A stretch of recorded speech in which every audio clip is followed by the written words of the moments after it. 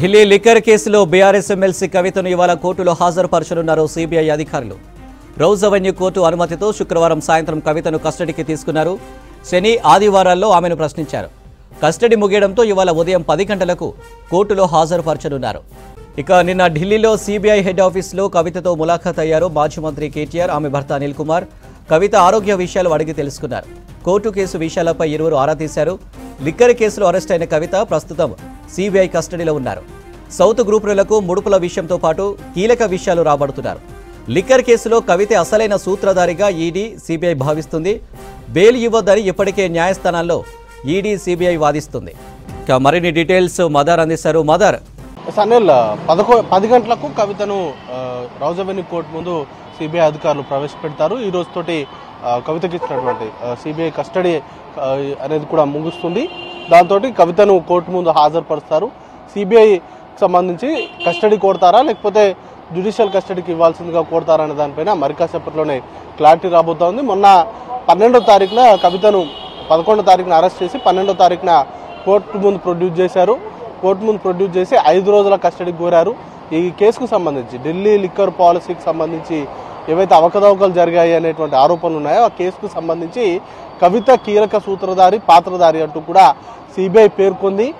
South గ్రూపుకు సంబంధించి lead చేశారు కవితని.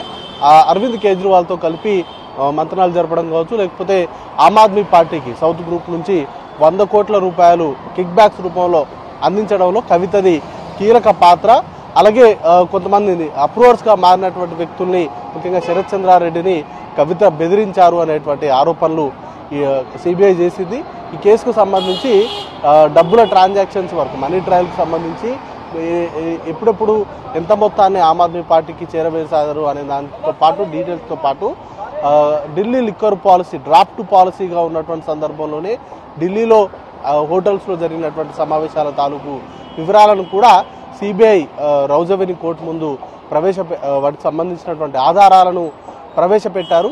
కస్టడీకి ఇవ్వాల్సిందిగా కోరారు. గతంలో 2 సార్లు కవితను ప్రశ్నించారు. ఒకసారి డిసెంబర్ 11, 2022లో మొదటిసారి సిబిఐకి సంబంధించినటువంటి ఒక బృందం హైదరాబాద్ వచ్చి కవితను హైదరాబాద్లో ప్రశ్నించారు. తర్వాత జ్యుడిషియల్ కస్టడీలో ఉన్నటువంటి సందర్భంలో కవితను తిహార్ జైల్లో మరొకసారి సిబిఐ అధికారులు ప్రశ్నించారు. ఈ నెల 6వ తారీఖున సిబిఐకి సంబంధించినటువంటి అధికారులు కవితను క్వశ్చన్ చేశారు. అయితే ఈ క్వశ్చన్ చేసినటువంటి సందర్భంలో కవిత విచారణకు సహకరించలేదు. ఏదైతే సిబిఐ అడిగినటువంటి ప్రశ్నలకు జవాబులు సరిగా ఇవ్వలేదు అనేది ఆరోపణ. వాటితో పాటు ఈ ఎంటైర్ వ్యవహారంలో కవిత పాత్రే చాలా కీలకంగా ఉంది. సంభాషణలు కావచ్చు, లేకపోతే వాట్సాప్ చాట్లు, వీటన్నింటి ఆధారంగా కవితను అరెస్ట్ చేశాము. అలాగే నిందితులు ఇచ్చినటువంటి స్టేట్మెంట్లు, అప్రూవర్గా మారినటువంటి వ్యక్తులు, ముఖ్యంగా మాగుంట శ్రీనివాసరెడ్డి కావచ్చు, లేకపోతే మాగుంట రాఘవ, శరత్ చంద్రారెడ్డి లాంటి అప్రూవర్గా మారినటువంటి వ్యక్తులు ఇచ్చినటువంటి కన్ఫెషన్ స్టేట్మెంట్స్ను ఆధారంగా చేసుకొని కవితను అరెస్ట్ చేశామనేటువంటి అంశాలను కోర్టు దృష్టికి తీసుకొచ్చారు. ఇక ఈ 2 రోజులు అంటే నిన్న, మొన్న, శని, ఆదివారం ఈ 2 రోజులు కూడా కవితను ఉదయం 10 గంటల నుంచి సాయంత్రం 6 గంటల వరకు కూడా క్వశ్చన్ చేసేటువంటి టైం ఇది.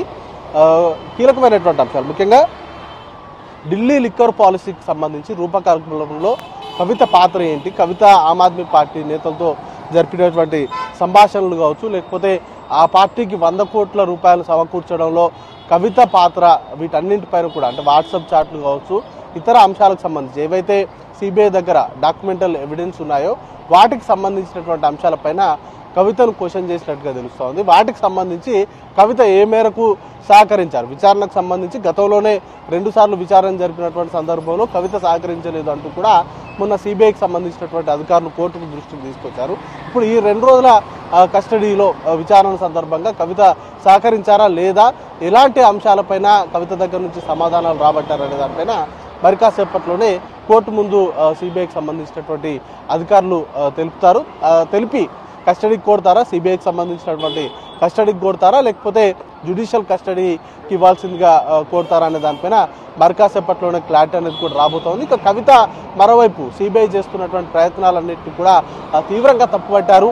గతంలో కోర్టు ముందు కవితను ప్రవేశపెట్టినటువంటి సందర్భంలో ఎంటైర్ కేసు అంతా కూడా ఫర్జీ కేసుగా, అంటే తప్పుడు కేసుగా కవిత ఆరోపణలు చేశారు. ఈ కేసుకు సంబంధించి సిబిఐ కావచ్చు లేకపోతే ఈడీ చేస్తున్నటువంటి పదే అడిగినటువంటి క్వశ్చన్లనే అడుగుతున్నారు తప్ప కొత్తగా ఎలాంటి అంశాలను తీసుకురావట్లేదు అనేటువంటి అంశాలను కవిత చెప్పారు. అలాగే కేవలం అప్రూవర్స్గా మారినటువంటి వ్యక్తులు ఇచ్చినటువంటి స్టేట్మెంట్లను బేస్ చేసుకుని ఈ కేసును అల్లారు తప్ప ఇందులో ఎలాంటి వాస్తవాలు లేవు అనేటువంటి అంశాలను కవిత చెప్తూ వచ్చారు. కవిత తరపు న్యాయవాదులు కూడా సిబిఐకి సంబంధించినటువంటి అరెస్టును తప్పుపడుతూ లేకపోతే క్వశ్చన్ చేయడానికి తప్పుపడుతూ రెండు పిటిషన్లు దాఖలు చేసినప్పటికీ కవితకు ఎలాంటి ఉపశమనం కూడా లభించలేదు.